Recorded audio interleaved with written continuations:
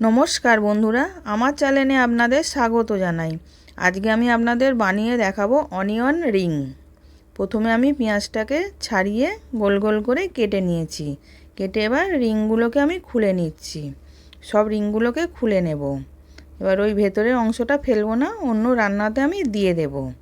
এবার রিংগুলো সব খোলা হয়ে গেছে। এবার আমি একটা জায়গার মধ্যে 2 চামচ ময়দা নিলাম,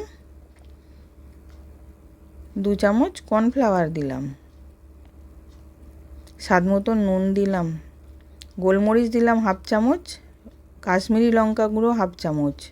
এবার ফ্রিজের ঠান্ডা জল দিয়ে আমি ব্যাটারটা গুলে নেব। ফ্রিজের ঠান্ডা জল দিয়ে গুললে খাস্তা হয় খুব সুন্দর। এবার ব্যাটারটা গুলে নিচ্ছি, খুব টাইটও করব না, খুব পাতলাও করব না, এরকম ব্যাটারটা আমি করে নিয়েছি। এবার পেঁয়াজের রিংটাকে প্রথমে ময়দার মধ্যে কোট করে নিয়ে তারপরে আমি ব্যাটারটার মধ্যে ডুবিয়ে ব্রেড ক্রাম্বসে কোট করে নিচ্ছি। এরকম করে আমি এবার সবগুলোকে করে নেব। এবার সবগুলো করা হয়ে গেছে। কড়ার মধ্যে তেল গরম করতে দিয়েছিলাম, তেলটা গরম হয়ে গেছে। পেঁয়াজের রিংগুলোকে আমি ভেজে নিচ্ছি। এবার এক পিঠটা ভাজা হয়ে গেছে, আর এক পিঠটা উল্টে দিলাম।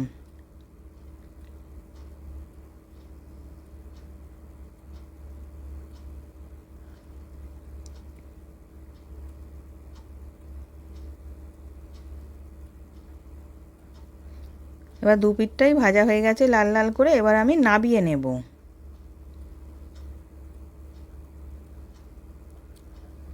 এবার নাবিয়ে নিয়েছি।